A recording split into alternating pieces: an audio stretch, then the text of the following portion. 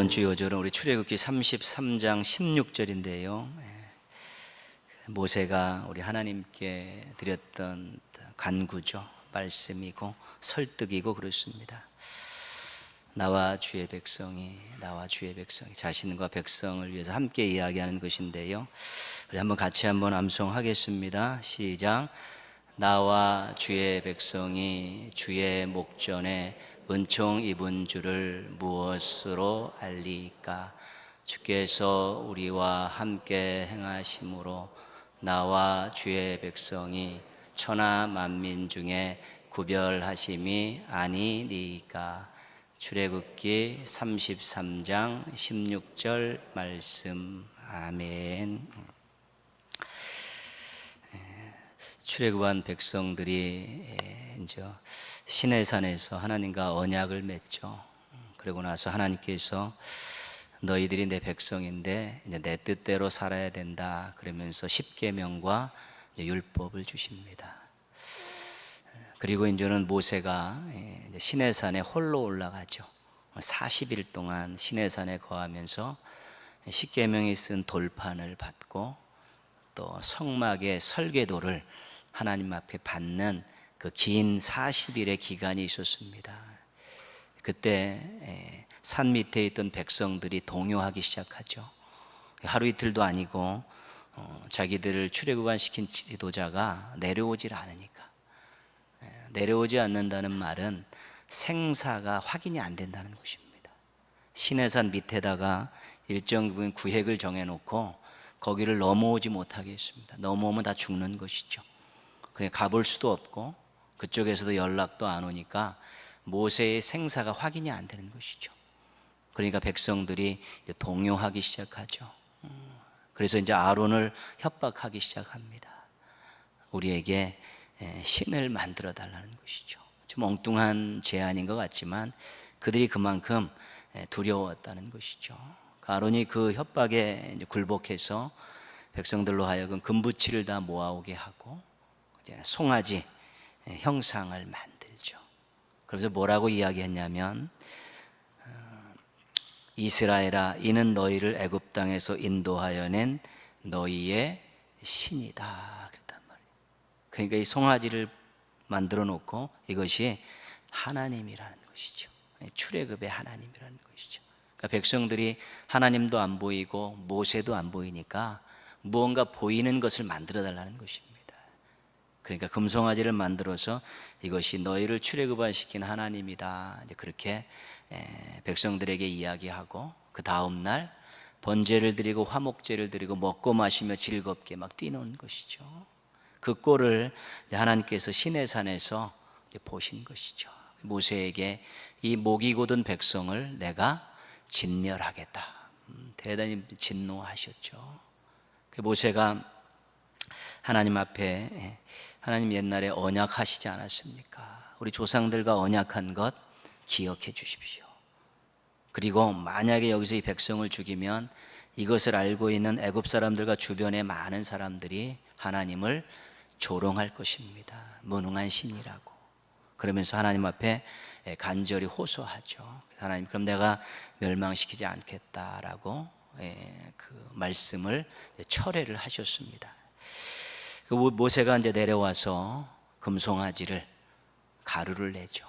불에 태워서. 그래서 물에 타서 백성들에게 다 마시게 하고 주동자들을 다 처단했습니다. 그리고 나서 이제 하나님 앞에 올라가서 이제 진짜로 용서해 달라고. 이제는 진에 들어가서 다 죄의 근거를 다 해결했으니까 용서해 달라고 하나님께서 용서하시겠다고 말씀하시고 이제 다시 백성들을 이끌고 가나안으로 가라 이렇게 말씀하시죠. 그래서 조건을 하나 붙이셨는데 그런데 나는 안 간다. 나는 너희와 함께 안 간다. 왜냐하면 내가 또 그 꼴을 한 번 더 보면 이 백성들을 진멸할 것 같다. 그래서 나는 안 갈 테니까 너희들 모세야 백성들을 이끌고 가라 그렇게 말씀하시죠. 그런 상황이 된 것이죠. 그래서 이 상황에서 모세가 하나님 앞에 드린 말씀이 오늘 요절입니다. 설득하는 거죠. 설득. 내용은 그렇습니다. 우리가 그동안 받았던 모든 은혜의 원천은 하나님이셨습니다. 하나님이 함께 하셨기 때문에 우리가 그동안 모든 은혜를 받을 수 있었습니다. 하나님이 함께 하셨기 때문에 그동안 여기까지 오도록 모든 일들이 제대로 될 수 있었습니다. 우리가 하나님의 구별하신 백성이라는 증거는 하나님이 함께 하시는 것밖에 없습니다. 그것이 모세가 지금 하나님 앞에 설득하는 오늘 요절 내용입니다. 간단한 내용은 뭐냐면 함께 가셔야 합니다. 하나님 함께 가시지 않으면 우리는 아무것도 할 수 없습니다. 하나님 함께 하시지 않으면 우리는 세상 사람들과 구별된 족속들이 아니기 때문에 그 어떤 것도 내놓으라 할 것이 없습니다. 함께 가셔야만 우리가 구별된 백성이고 함께 하셔야만이 우리가 하나님의 은혜로 약속의 땅에 갈 수 있습니다. 모세가 그렇게 하나님을 설득하죠.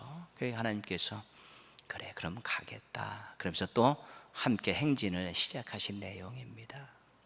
하나님 함께 하심은 이 성경의 중요한 주제입니다.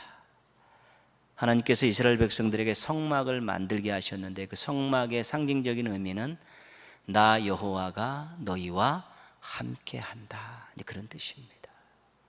그리고 메시아이신 그 메시아의 이름인 임마누엘, 이사야 7장 14절에 예언되어 있고 예수님 탄생하셨을 때 임마누엘의 이름을 가르쳐 주셨을 때 그 임마누엘의 뜻은 하나님이 우리와 함께 계신다는 뜻입니다. 그리고 요한계시록 맨 뒷부분에 가시면요, 그 새하늘과 새 땅 얘기가 나옵니다.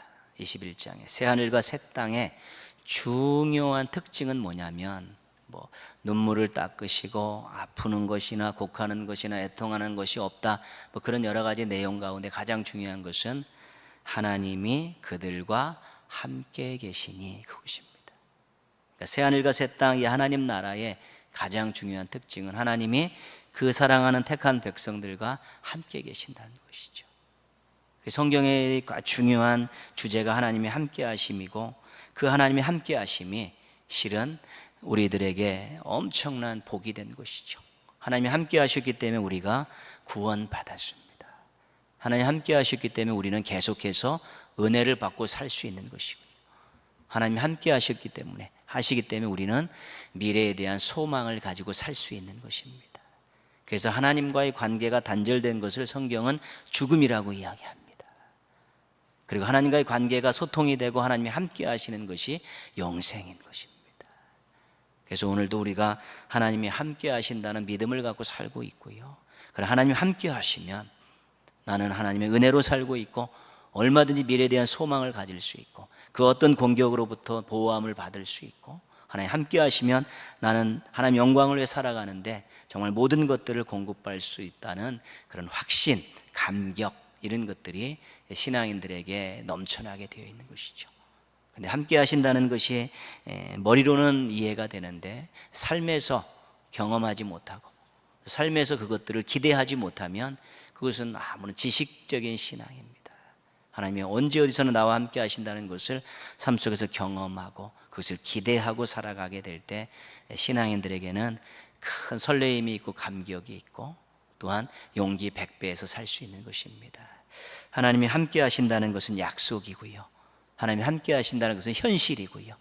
하나님이 함께 하신다는 것은 또 미래에도 계속되어질 아주 분명한 사실입니다. 하나님 함께 하심에 대한 임마누엘에 대한 확실한 신앙을 가지고요. 소망 가운데에서 하루하루 열정을 가지고 사시는 성도들 되기를 주님의 이름으로 축복합니다. 고린도 전후서 계속 보고 있는데요.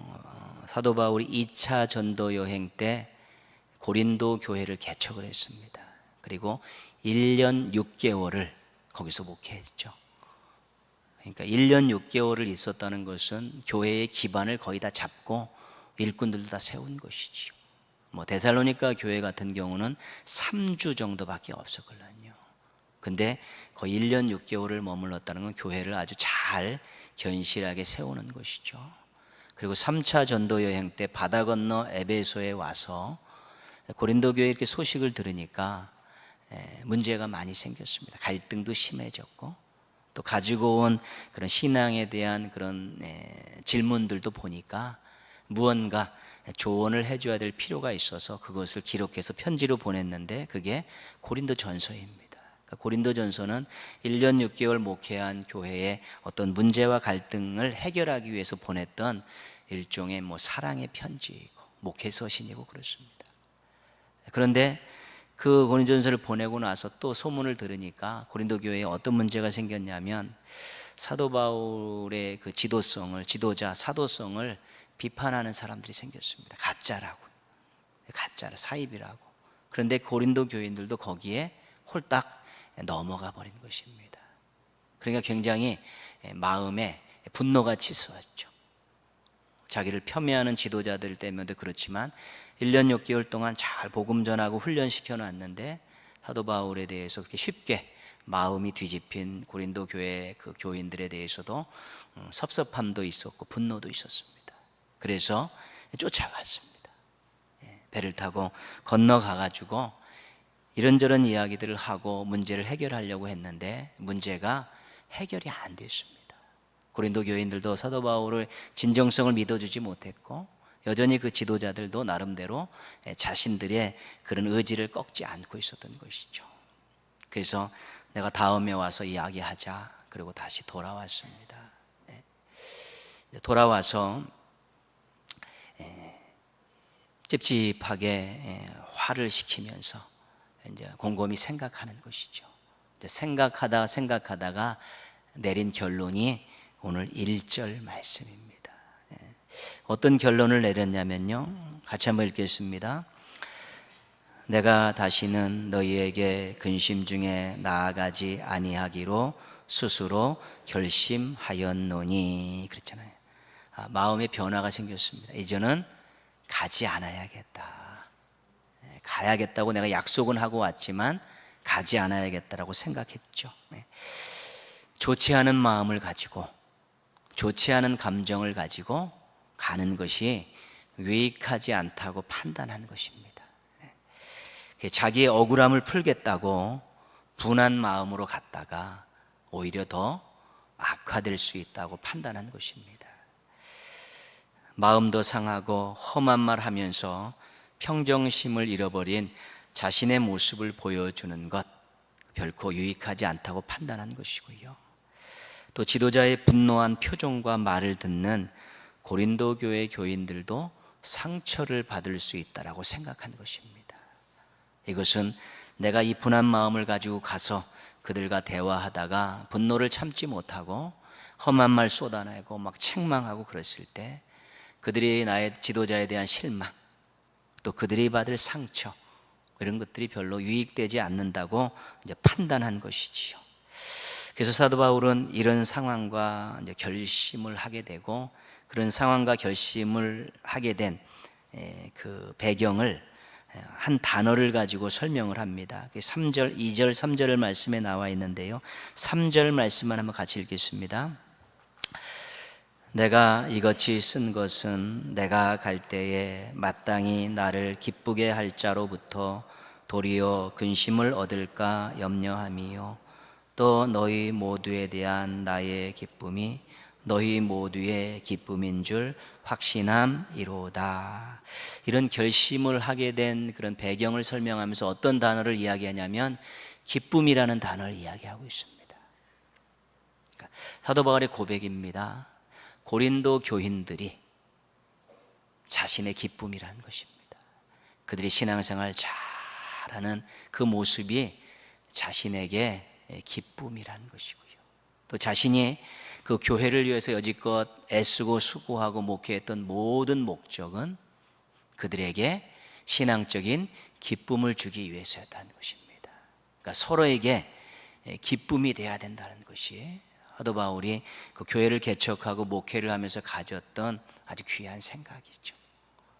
서로에게 기쁨이 돼야 되는데 내가 근심 중에 화를 참지 못하고 억울함을 풀겠다고 그들에게 쫓아가서 다시 한번 또 싸움박질 하다가 기쁨은커녕 상처받는 일이 생겨나면 교회의 성도들에게 아무런 유익이 없고 자신에게도 아무런 유익이 없다라고 판단했기 때문에 너희들이 나의 기쁨이고 또 내가 너희에게 기쁨을 주려고 여지껏 수고하고 애썼는데 그 기쁨을 지켜내기 위해서 내가 너희에게 가지 않기로 결정했다. 이제 그렇게 이야기하는 것입니다. 신앙 용어에 있어서 기쁨이라는 것은 굉장히 중요한 것입니다. 공동체 안에서요, 서로 좋지 않은 일이 있어서 마음이 상할 때가 얼마든지 있습니다. 그거는 예외가 없죠. 사람들이 모여서 어떤 의논하고 일하다 보면 늘 서로 맞지 않는 부분들이 있고 마음 상하는 일이 있습니다. 그럴 때 우리가 꼭 기억해야 될 단어가 기쁨이라는 단어입니다. 신앙생활을 기쁘게 해야 되죠. 인상 쓰면서 할 필요가 없다는 것입니다. 신앙생활 즐겁게 해도 시원치 않은데 불편한 마음 가지고 하는 것 그렇게 좋은 일 아니지 않습니까? 신앙생활의 자체는 우리가 하나님께 은혜 받은 것 가지고 또 하나님 기뻐하시는 삶을 살자라고 함께 모여서 하는 것이 신앙생활 아닙니까? 그래서 모인 게 우리 공동체 아닙니까? 교회 아닙니까? 그런데 기쁨을 잃어버린 것들은 정상적인 것이 아니라는 것입니다. 요한복음 15장 11절에 예수님께서 이렇게 말씀하셨습니다. 내가 이것을 너희에게 이름은 내 기쁨이 너희 안에 있어 너희 기쁨을 충만하게 하려 함이라. 예수님 안에 기쁨이 있다는 것입니다. 그런데 예수님 안에 있는 이 기쁨을 이 공동체 안에 충만하게 하시기 위해서 말씀을 주셨다는 것입니다. 그 얘기죠, 그게. 그러니까 예수님은 우리가 겉으로 볼 때는 수고하고 희생하고 십자가를 지고 고난받으신 그런 어떤 비운의 사나이 같은 그런 이미지가 있지만 예수님 스스로는 내 기쁨이 너희 안에 충만했으면 좋겠다. 예수님 스스로 가슴 속에 큰 기쁨을 가지고 계신 것입니다. 히브리서에서는 십자가를 지면서도 기뻐하셨다는 것이죠. 십자가를 지시면서 그것을 참으신 이유는 앞에 있는 기쁨을 생각하셨기 때문이다. 그렇게 말씀하고 있습니다. 앞에 있는 기쁨이 뭡니까? 십자가에 달려 죽으신 예수님을 믿고 구원받은 사람들이 행복해하는 모습들, 그것을 바라보는 기쁨을 생각하시면서 십자가의 모진 고난을 다 참으셨다고 그렇게 말씀하시죠. 근데 내 안에 있는 기쁨을 너희 안에 충만하게 하려 함이라 내가 이것을 이름은. 근데 여기서 예수님께서 말씀하신 이것은 뭐냐면 포도나무 비유입니다. 요한복음 15장에 나오는 포도나무 비유. 내가 포도나무 비유를 너희에게 말하는 것은 내 기쁨이 너희 안에 충만했으면 좋겠기 때문이다. 포도나무 비유는 우리가 잘 알고 있지 않습니까? 포도나무 가지가 포도나무에 붙어 있어야만이 열매를 맺을 수 있다는 게 포도나무죠. 그렇기 때문에 예수님 안에 교인들이 성도들이 잘 붙어 있을 때 생존할 수 있고 살 수 있고 또 성장할 수 있고 제자가 될 수 있다. 그것이 포도나무 비유의 아주 중요한 내용이죠. 그러니까 예수님 안에 거한다는 사실이 확인되고 거기에 대한 확신이 있을수록 무엇이 생겨난다는 것이에요? 마음속에 기쁨이 생겨난다는 것입니다. 기쁨이 생겨. 주님 내 안에, 나 주님 안에, 내가 주님 안에 있다는 이 사실, 예수 안에 있다는 이 사실이 확인되어지고 확신이 될 때 제일 먼저 찾아오는 것이 마음의 기쁨이라는 것입니다. 그래서 무언가 좀 틀어진 일이 있을 때 그 내용만 생각하고 그 사람만 보면 절대로 일이 해결되지 않는다는 것입니다. 그럼 먼저 내가 예수님 안에 있다는 것을 다시 한번 확인하면서 예수님 안에 있다는 그것 때문에 기쁨을 다시 되찾고 그 마음을 가지고 보면, 사건을 보고 사람을 보면 훨씬 더 해결하기가 쉬워지는 것입니다. 기쁨이 그렇게 중요한 것입니다. 어떤 의미에서 모든 문제의 원인은 자신에게 있다고 보고 문제 해결의 실마리도 자신에게 있다고 보는 것이 굉장히 중요합니다. 그래야 일이 잘 풀리는데 내가 기쁨을 잃어버려서, 주님 안에서 있는 기쁨을 잃어버려서 이런 티격태격이 생겼구나. 내가 주님 안에서 얻는 이 기쁨을 회복해서 빨리 함께 기뻐해야겠다, 이런 마음들을 가질 때 그런 공동체 안의 문제들을 잘 해결할 수 있는 것이지요. 주 안에서 항상 기뻐하라. 내가 다시 말하노니 기뻐하라. 항상 기뻐하라고요. 어디서요? 주 안에서. 그러니까 예수님 안에 있다는 것들을 늘 확인하고 늘 점검하면 항상 기뻐할 수 있다는 것이죠. 그 안에 있다는 것이 확인만 되면 기쁨은 자동적으로 솟아나는 것이기 때문에 그렇죠. 내가 다시 말하노니 기뻐하라. 이 기쁨은 몇 번 얘기해도 지나침이 없다는 것입니다. 신앙인들이 이것만 가지고 있으면 자기 자신도 행복하고 또 좋은 관계들도 유지해가고 공동체도 아름답게 유지해갈 수 있기 때문에 이 기쁨을 그렇게 강조한 것이죠. 요한복음 15장 강조했고요. 또 빌립보서에서 사도 바울도 기쁨을 엄청나게 강조하고 히브리서에서 십자가 얘기하면서 또 기쁨을 이야기하고 그렇습니다. 그래서 우리가 예수님을 구주로 모시고 하나님의 자녀가 된 그 순간부터 우리는 실은 기쁨을, 원천을 얻은 것입니다. 포도나무 가지가 포도나무에 붙어 있듯이 우리가 늘 예수 안에 있다는 사실을, 예수님이 나의 평생의 주인이라는 고백을, 예수님 절대로 놓칠 수 없고 그분 뒤를 따라가겠다고, 그분만 사랑하겠다는 그런 굳은 결의를 가지고 우리가 신앙생활 잘하면 얼마든지 우리가 기쁨을 유지하며 살아갈 수 있게 된다는 것입니다. 이 기쁨 충만할 수 있는 것이죠.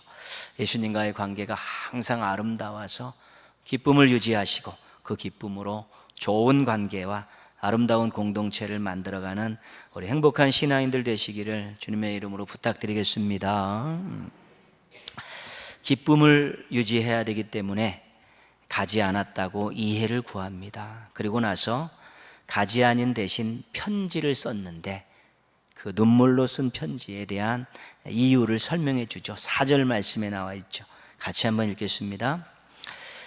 내가 마음에 큰 눌림과 걱정이 있어 많은 눈물로 너희에게 썼노니 이는 너희로 근심하게 하려 한 것이 아니요 오직 내가 너희를 향하여 넘치는 사랑이 있음을 너희로 알게 하려 함이라. 아멘. 그렇죠. 내가 가지 않고 눈물로 편지를 써서 보냈다, 디도편에. 그런데 그 편지 받고 왜 약속을 지키고 온다 그러고 약속을 안 지켰느냐, 막 그런 거 가지고 비판할 생각하지 말고 그 편지를 잘 읽어보고 내 진심을 알았으면 좋겠다. 가지 않은 이유가 너희를 사랑해서 가지 않았다는 그것을 편지를 읽으면서 너희들이 알았으면 좋겠다. 이제 그런 마음을 전하고 있는 것입니다. 사랑하기 때문에 가지 않은 것이지 그런 불성실하기 때문에 가지 않은 것이 아니다. 이 눈물로 쓴 편지 속에 담겨 있는 내 이 사랑의 마음을 잘 발견했으면 좋겠다. 이제 그런 마음이 있죠. 어느 집에 딸이 멀리 시집을 갔습니다. 그 어머님들 딸이 걱정이 되었지만 소식을 알 길이 없습니다. 또 촌에 사는 분이고 또 멀리 갔기 때문에. 근데 어느 날 딸한테 편지가 왔다는 것이죠. 근데 어머니는 이제 깜짝 놀랐죠. 너무 어려워서 이 딸을 가르치지 못해서 글씨를 모르는데 편지가 왔다는 것입니다. 그래서 옆집 사람을 불러서 딸에게 온 편지를 좀 읽어달라고 그렇게 부탁을 했는데 편지를 펴보더니 옆집 사람이 머리만 벅벅 긁고 앉아있는 것이죠. 왜 안 읽냐고 그랬더니 잘 못 읽겠다는 것이죠. 그래서 어머니가 봤더니 연기나는 굴뚝에 새 한 마리가 이렇게 그려져 있다는 것이죠. 어머님이 막 울기 시작하는 거죠. 옆집 사람이 왜 우냐고, 무슨 뜻이냐 했더니 딸의 마음을 알았다는 것이죠. 가고 싶은 마음은 굴뚝 같은데 새가 없어서 못 갑니다. 그거라는 것이죠.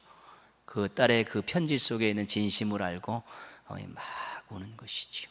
개떡같이 써도 진심을 알아보면 감격하는 것이죠. 그렇게 편지로나 말로나 진심을 알게 되면 서로 깊은 관계를 유지할 수 있게 되는 것이죠. 그래서 진심으로 대하는 것이 중요합니다. 부족하면 부족한 대로 진심으로 대하는 것이 중요하고요. 진심을 알았으면 진심으로 반응하는 것이 중요합니다. 진심은 통하게 되어 있고 모든 문제를 해결하는 중요한 열쇠가 되기 때문에 그렇습니다.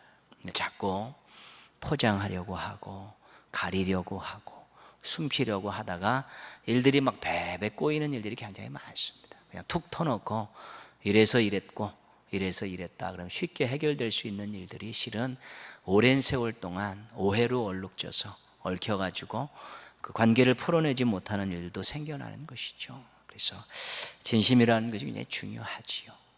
근데 이 고린도 교회 이 성도들이 이 눈물로 쓴 편지를 읽고 사도 바울의 진심을 알았습니다. 우리를 사랑해서 그랬구나. 그래가지고 그들이 회개합니다. 회개하고 그 주동자들, 사도 바울이 사입이라고 얘기했던 주동자들, 또 거기에 부안해동했던 사람들을 책벌을 하게 되는 것이죠. 그 소식을 디도가 이제 마게도냐로 가서 바울에게 전한 것입니다. 그들이 눈물로 쓴 편지를 받고 고린도 교인들이 마음이 바뀌었습니다. 그리고 거기에 거의 그 일에 주동했던 사람들을 치리하고 그랬습니다. 그랬죠. 그래서 그 소식을 듣고 쓴 편지가 고린도 후서입니다. 그래서 오늘 그 내용들을 우리가 살펴보는 것이죠. 7절, 8절 한번 같이 읽어보겠습니다. 7절, 8절 같이 읽겠습니다. 그런즉 너희는 차라리 그를 용서하고 위로할 것이니 그가 너무 많은 근심에 잠길까 두려워하노라. 그러므로 너희를 권하노니 사랑을 그들에게 나타내라. 이제 그러면서 사도 바울이 한 가지 권면이 뭐냐면 그 치리했던 책벌했던 사람들 이제는 용서해줘라. 너무 오랫동안 방치하면 또 문제가 생기고 그것이 또 은혜 받은 사람들, 주의 사랑을 받고 주님께 용서받은 사람들이 그렇게 오래 할 일은 아니니까 그들을 용서하고 그들에게 너희 사랑을 보여주어라. 그렇게 지금 권면하고 있는 것입니다. 그래야지 이 공동체가 또 따뜻한 공동체, 하나 되는 공동체가 되어질 수 있기 때문에 그런 것이지요. 일단 잘못했다는 것, 잘못했다고 일단 얘기하고 또 인정을 받았으면 이제는 너무 오래 끌지 말고 용서해 줘라. 그런 것입니다. 또 그것을 그 교회가 혹시 그 사람들이 또 반발해서 또 다른 문제를 일으킬까봐 또 그들에게 아주 중요한 일을 그렇게 권면하고 있는 것이지요. 사랑으로 감싸고 다시 받아들일 때 공동체가 좋은 공동체가 될 수 있습니다. 잘라내기 시작하면 한도 없이 잘라내야 되죠. 대상이 안 되는 사람이 어디 있습니까, 실은. 우리가 늘 그런 얘기 하지 않습니까? 하나님께서 사랑을 베풀지 않으시고 정말 말씀에 근거해서 우리 모두를 치리하셨으면 남아나는 사람은 한 명도 없다는 것입니다. 그렇죠. 우리가 그의 사랑 때문에 용서받고 회복되고 또 다시 기회를 얻고 그러면서 살아오는 것이듯이 공동체 안에서도 잘라내기 시작하면 뭐 다 똑같습니다. 다 부족한 사람들이고요, 연약한 사람들이죠. 우리가 깜짝깜짝 놀라는 이 세상에서 일어나는 많은 일들, 안 그럴 것 같은 사람들이, 안 그럴 것 같은 위치에 있던 사람들이 그 뒷 민낯이 막 드러나는 일들을 보면서 우리가 놀라지 않습니까? 저 지위에서 저렇게 덕망 있게 인정받고 활동했던 사람이 뒤에서는 그런 일들을 하는 것 보면 놀라지 않습니까? 마찬가지죠. 다 우리도 얼마든지 그런 가능성들을 열어놓고 살고 있기 때문에 이제는 무언가 잘못했고 그 사람이 진짜로 회개하고 용서를 구하면 이제는 받아서 같이 또 공동체의 일원으로 이렇게 함께 일할 수 있도록 그렇게 하는 것, 그것이 교회를 따뜻하게 하고 또 한마음 되고 또 힘을 실어가는데 중요한 것이기 때문에 사도 바울이 이제 그 권면을 아주 강하게 하고 있는 것입니다. 11절 말씀 한번 보십시오. 11절 12절 말씀 그렇게 되어 있는데요. 11절은 용서하라는 것이고 10절은 용서하라는 것이고 11절 읽겠습니다. 이는 우리로 사탄에게 속지 않게 하려 함이라.